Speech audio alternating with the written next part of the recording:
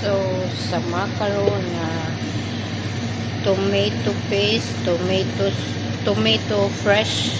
Hindi ako gumamit ng tomato sauce. Tomato sauce, tomato paste, and tomato fresh. Tapos, yung cooking cream.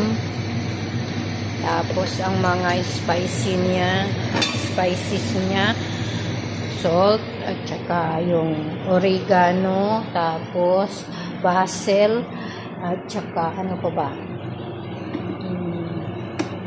Italian black pepper, tapos Italian herbs. Yan ang mga inihalo ko doon. Tapos pakuluin lang siya ng pakuluin. Tapos saka ilunod natin ang ating meatballs pag medyo ano na siya, sticky na siya. Tapos ang toppings natin, parmesan cheese. Diba?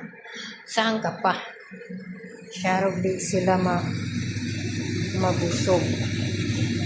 Mag-init na tayo ng tubig para sa spaghetti natin. Tapos gagawa tayo ng salad na bagadunos. Gagawin natin na tabula. Yan. Mamaya pag natapos ko yun, gagawin ko yan.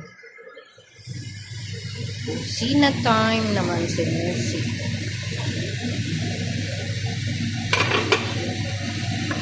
Sobrang sticky ang sauce. Pwede mong lalagyan ng hot water.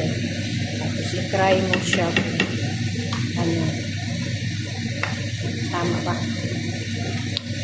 Tama ba sa timpla? Huwag masyadong timplahan ng asin kasi kargado ka ng cheese. Lalagyan mo pa ng mozzarella. Lalagyan mo pa ng parmesan cheese. Sauce pa lang, ulam na. Ikukulog natin yan siya.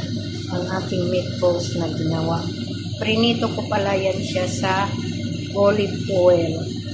Ginamit kong oil.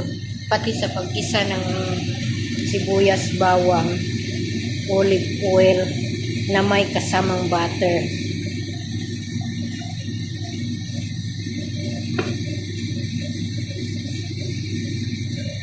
Pakuloyin natin. Pakuloyin.